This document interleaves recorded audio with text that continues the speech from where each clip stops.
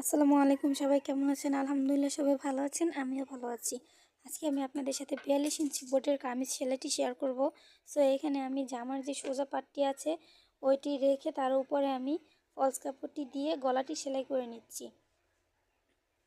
যেমন গলা সেলাই করা শেষ, এখন আমি এখানে কেচি দিয়ে একটু একটু করে কেটে নিব।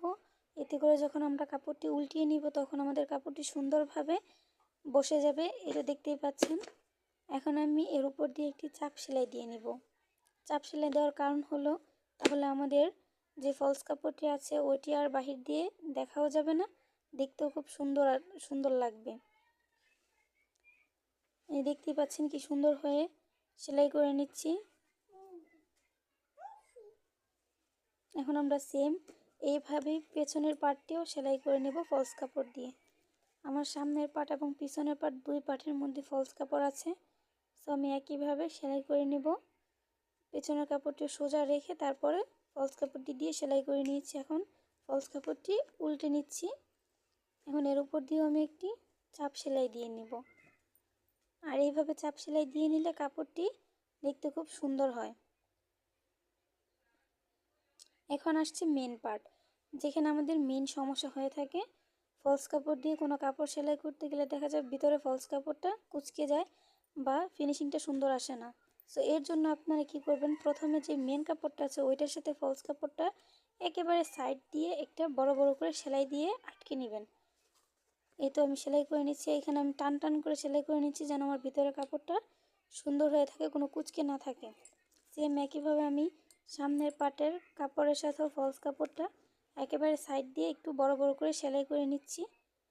এতে করে আমার ফলস কাপড়টা মেন কাপড়টার সাথে আটকে থাকবে এবং যখন আমি দুইটি পার্ট সেলাই করব, সামনের পার্ট এবং পেছনের পার্ট, তখন আমার ফলস কাপড়গুলো কুঁচকে যাবে না, সুন্দর করে মেন কাপড়ের সাথে লেগে থাকবে। এখন আমি কাজ সেলাই করে নিচ্ছি, সামনের পার্ট সোজা এবং পিছনের পার্ট সোজা একসাথে দিয়ে তারপর কাজ সেলাই করে নিচ্ছি। এখানে আপনারা অবশ্যই দুটি করে সেলাই দিয়ে নেবেন।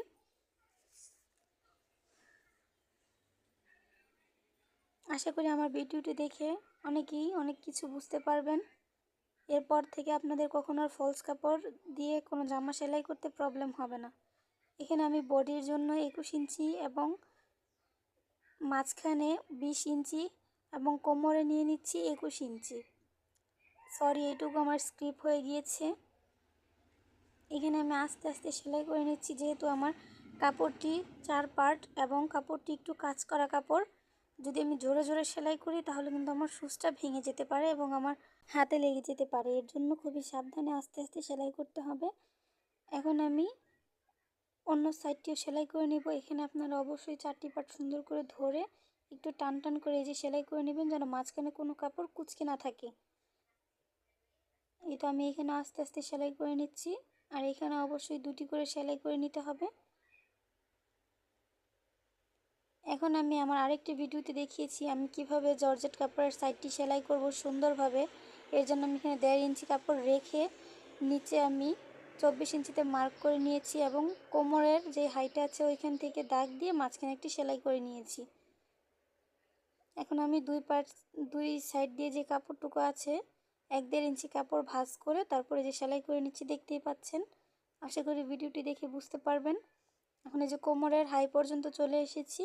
এখন আমি সুচটা অন্যদিকে নিয়ে নিচ্ছি।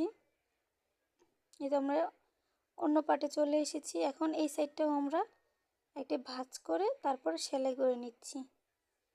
আপনারা চাইলে আমার আরেকটি ভিডিও আছে যে এইভাবে এখানে আমরা কিভাবে সেলাই করেছি দেখে আসতে পারেন। এই যে আমি এই পাটটিও সেলাই করে নিচ্ছি। এখন মাঝখানে যে সেলাইটি দিয়েছিলাম, বড় বড় সেলাই করেছিলাম, ওটা খুলে নিচ্ছি। এইভাবে আপনারা সেলাই করে নিলে আপনাদের সামনের পাট পিছনের পাটের এই সাইড সেলাইটা একেবারে সোজা হবে, কোনো প্রবলেম হবে না ফলস কাপড় দিয়ে সেলাই করতেও। এখন আমরা সাইড দিয়ে যে আরেকটি সেলাই করতে হয় ওই সেলাইটাও করে নিচ্ছি। আমি যেভাবে সেলাই করেছি এভাবে সেলাই করলে আপনাদের ফলস কাপড় দিয়ে কেন, যে কোনো কাপড়ে খুবই সহজে সেলাই করে নিতে পারবেন। কাপড় খুব সুন্দর একটি ফিনিশিং চলে আসবে, কোনো সমস্যাই হবে না। এখন আমি যে হাতার কাপড়টি সেলাই করে নিচ্ছি, আমার হাতার কাপড়ে কোনো ধরনের ডিজাইন নেই, এর জন্য আমি এখানে একটু ডিজাইন যে লেস আছে ওই লেসটা দিয়ে নিচ্ছি যাতে দেখতে সুন্দর লাগে। যে দেখতেই পাচ্ছেন আমি যে লেসটা আছে ওইটা এখানে বসিয়ে নিচ্ছি। এখন উল্টে একটি উপর দিয়ে চাপ সেলাই দিয়ে নিব। এখন আমি হাতার মাপ অনুযায়ী হাতাটি সেলাই করে নিব। এখানে আমি 5.5 ইঞ্চিতে একটি মার্ক করে নিচ্ছি এবং বডি থেকে আমি হাতাটা মাপ দিয়ে নিচ্ছি। এখানে আমার সম্পূর্ণ কাপড়টাই লাগবে, এর জন্য আমি দাগ অনুযায়ী সেলাই করে নিচ্ছি। এখানেও আমরা দুটি করে সেলাই দিয়ে নিব।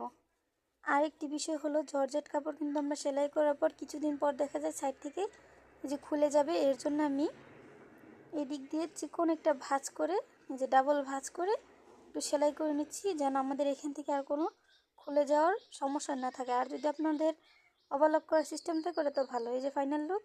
আল্লাহ হাফেজ।